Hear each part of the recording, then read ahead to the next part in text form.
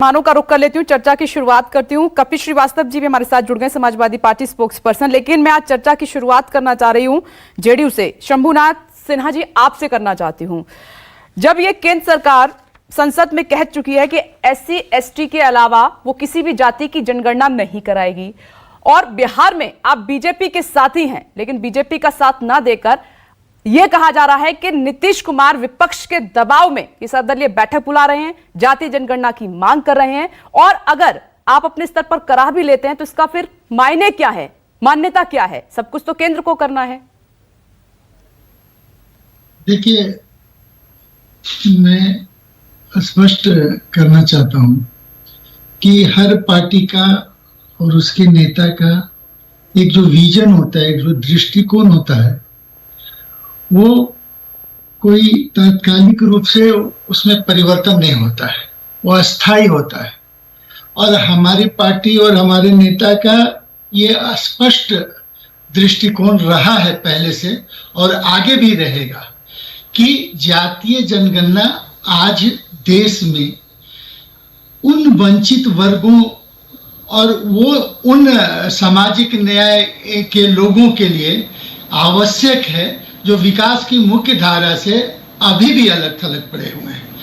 ठीक है, परिस्थिति है, आज गठबंधन की राजनीति है, एक मजबूरी होती है और एक मर्यादा भी होता है गठबंधन का, जिसमें सबको समन्वय बना के, सबकी सहमति लेके कोई निर्णय लिया जाता है। और इसी प्रयास में हमारे माननीय मुख्यमंत्री पिछले कई मतलब एक दशक से लगभग वो लगे हुए हैं और इसमें सफलता मिली है।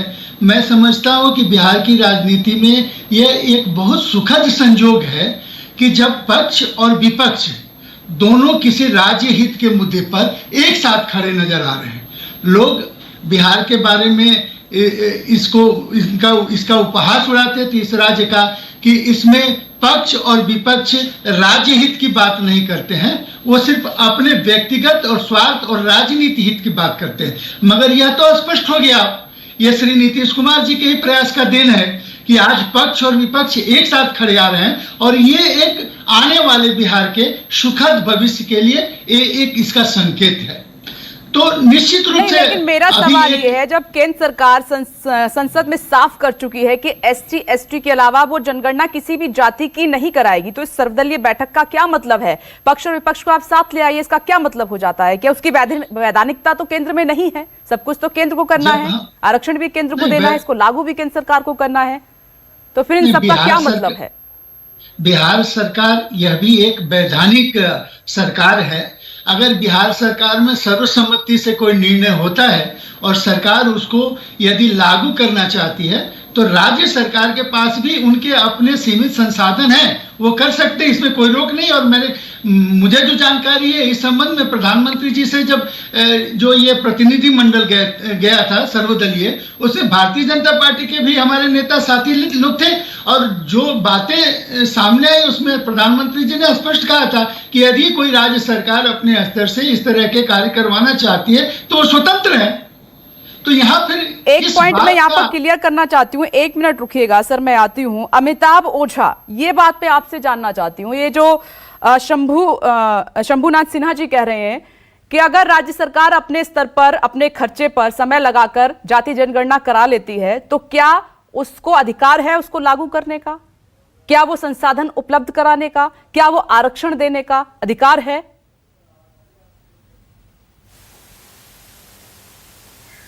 देखिए, विधानसभा में जो इससे पहले जो है 2 बार जातीय जनगणना के मुद्दे पे प्रस्ताव पारित हुआ था और उसके बाद एक सर्वदलीय कमेटी बनी थी जो प्रधानमंत्री से मिली थी और प्रधानमंत्री ने बात जरूर कही थी कि अगर कोई राज्य अगर चाहता है कि वो अपने संसाधनों के बूते अगर वो जातीय जनगणना कराना चाहता है तो वो करा सकती है। लेकिन साथ ही बीजेपी का ये भी कहना है कि इससे पहले भी 2 राज्यों ने, केरल में और कर्नाटका में जातीय जनगणना हुई थी, लेकिन आज वर्षों बाद भी उसकी रिपोर्ट नहीं आ सकी, कोई कई वैधानिक जिस वैधानिक परिस्थिति की बात आप कर रही हैं वही वैधानिक परिस्थिति वहां पे हुई थी और वो आज तक रिपोर्ट सार्वजनिक नहीं हो पाई है।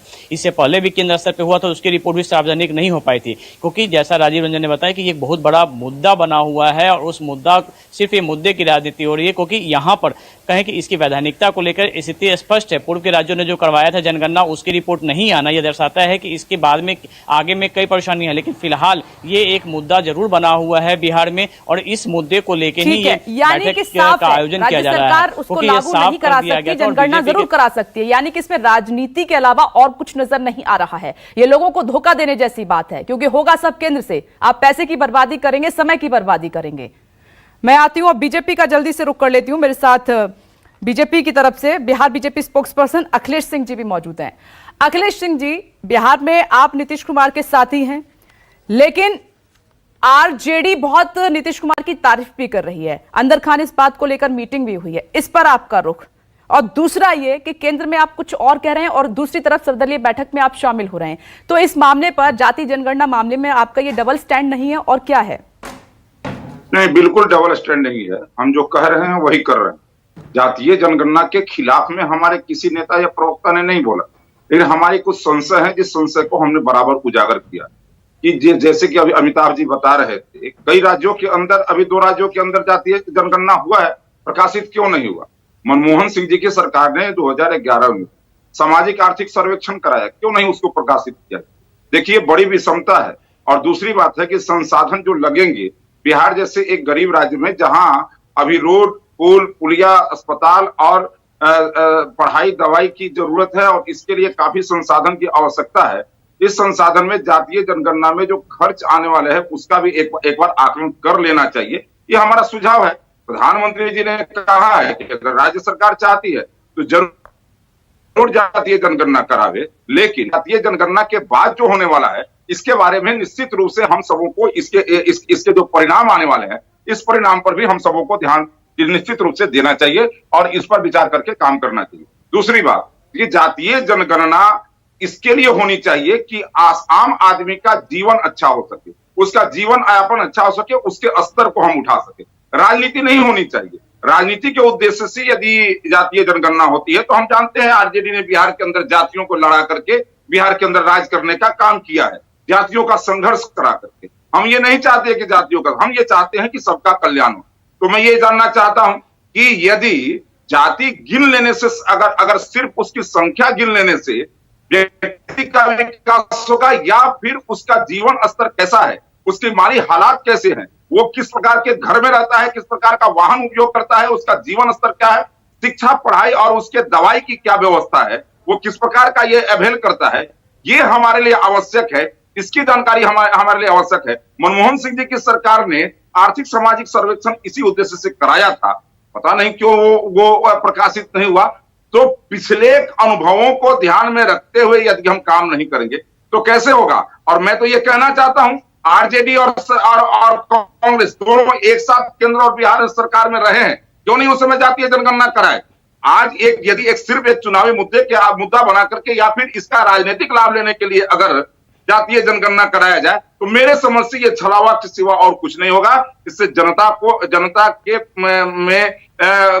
के प्रति हम कोई क्या कहते हैं कल्याणकारी कदम नहीं। ना केंद्र में आप ना करते हैं और राज्य में हाँ करते हैं, तो ये भी तो दोहरा चरित्र है। और जबकि आप जानते हैं कि राज्य स्तर पर जब भी ये जाति जनगणना हुई है उसकी कोई मान्यता नहीं है, उसकी कोई वैल्यू नहीं है, आंकड़े तक जारी नहीं हो पाते हैं। तो फिर ये खेल क्यों? साफ साफ बोलिए ना दोनों जगह पर। नहीं, मेरी एक बात सुन लीजिए। पूरे केंद्र स्तर पर हो या राज्य में कहीं भी जातीय जनगणना हो, आप कोई एक बयान बता दीजिए जहां भारतीय जनता पार्टी ने ये कहा हो कि जातीय जनगणना नहीं होनी चाहिए। हम केवल उसके एकदम विरोध में बात किए हूं। नहीं, आप SC/ST की चाहते हैं, बाकी जातियों का भला नहीं चाहते हैं क्या? SC/ST का आपने कहा है, मैंने कोट भी किया। आप मेरी बात को सुन लीजिए। मेरा ये कहना है कि हम सभी जातियों का भला चाहते हैं, लेकिन सबका, आप एक बात बताइए, इतनी विविधता बड़े देश में अगर जब हम जातियों की जनगणना करते हैं तो कहीं ना कहीं त्रुटि होगी, और त्रुटि होने के कारण इन राज्यों ने नहीं प्रकाशित किया।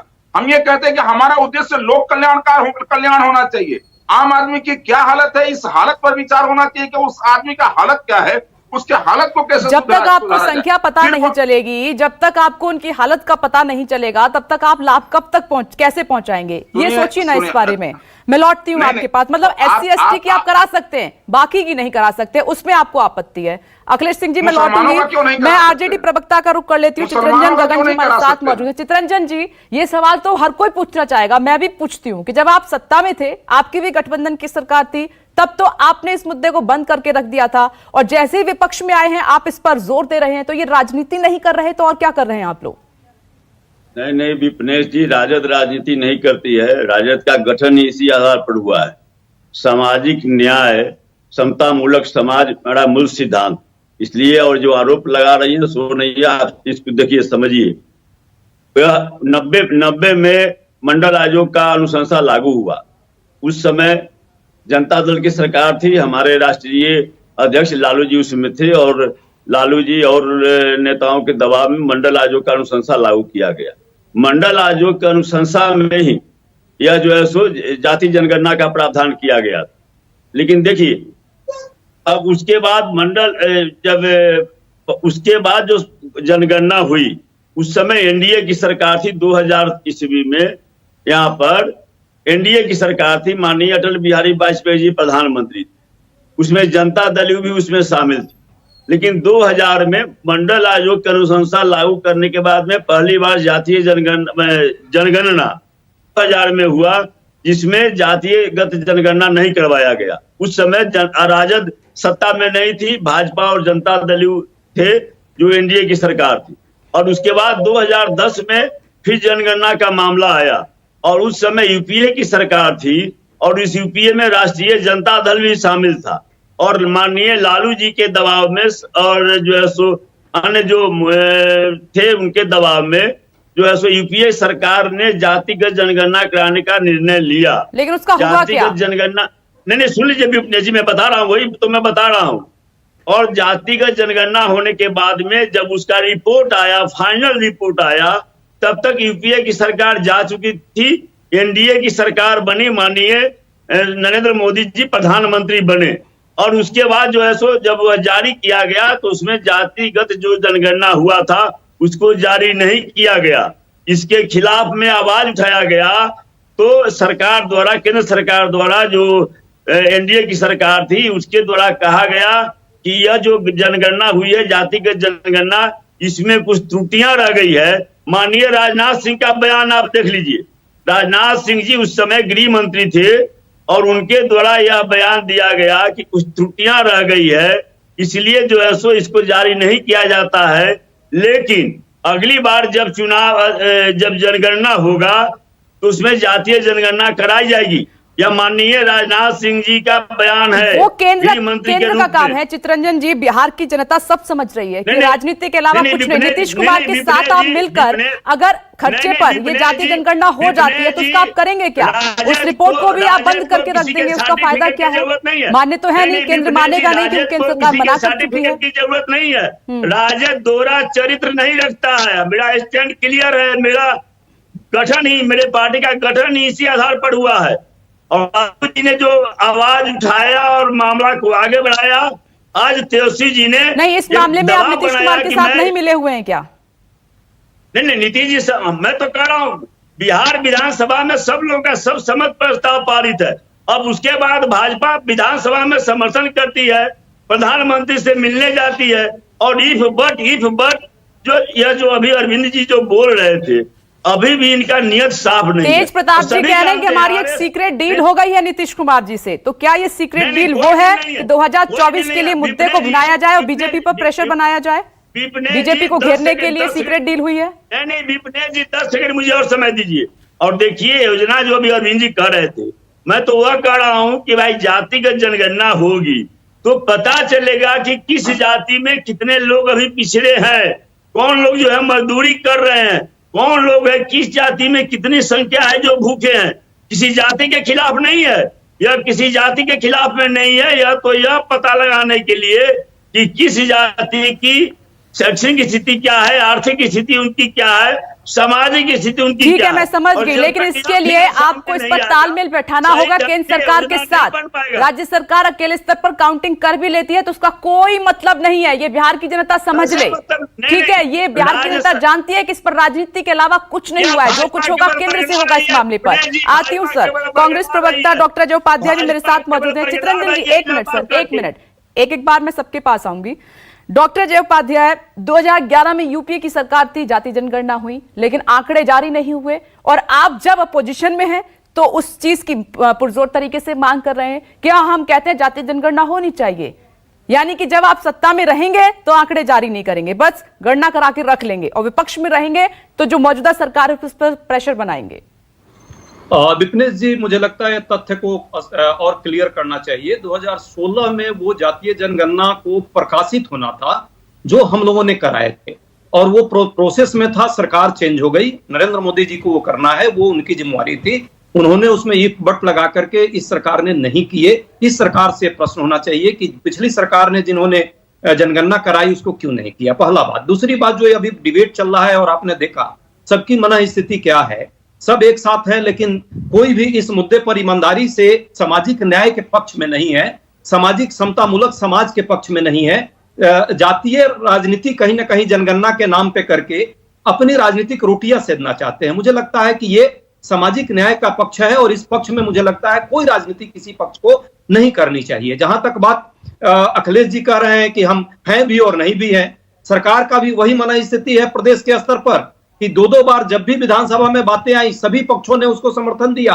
कैबिनेट में जब पास कराएंगे माननीय नीतीश कुमार जी, तब क्या स्टैंड होगा अखिलेश जी का, भाजपा के लोगों का, ये बड़ा स्पष्ट होना चाहिए और क्लियर होना चाहिए। तीसरी बात, जातीय जब जेडीयू और भाजपा में जब लड़ाई होती है, जो अखिलेश जी ने स्पष्ट कह भी दिया, तो नीतीश जी जो है जातीय जनगणना का एक अस्त्र शस्त्र के रूप में उपयोग करके इस गांडीव का उपयोग कर रहे हैं। मुझे लगता है कि ईमानदारी से, दिल से जातीय उत्थान होना चाहिए, सशक्तिकरण होना चाहिए, इसके लिए काम होना चाहिए। और जब ये बात है तो जब आप केंद्र में थे तब उत्थान क्यों नहीं कर पाए? 10 सेकंड हमने किया, हमने उत्थान तो क्यों नहीं कर पाए आप? हमने जनगणना देखकर दिया है, उसको प्रकाशित इनसे कहिए कराए, पहली बात। 10 सेकंड सिर्फ दीजिए। दूसरी बात, सिर्फ जातीय जनगणना क्यों, जातीय उप जनगणना भी करा लीजिए, इससे इन सभी लोगों की पोल पट्टी खुल जाएगी कि उस जाति के लोगों का जिनको आरक्षण का लाभ मिलना चाहिए उस विदिन द जाति, उसको नहीं मिल रही है। कुछ ही लोग इसका रोटी सेध रहे हैं और खा रहे हैं, राजनीतिक तौर पे भी, आरक्षण के तौर पे भी, सामाजिक स्तर पर भी। जो लोग वाकई सामाजिक मुख्यधारा से पीछे हो गए हैं उनको मुख्यधारा में क्यों नहीं आना चाहिए? लेकिन इस पर बात नहीं होगी, इस पर बात होनी चाहिए, और ये सबका फिर स्पष्ट हो जाएगा कि कितनी भागीदारी बीजेपी से इस पर जवाब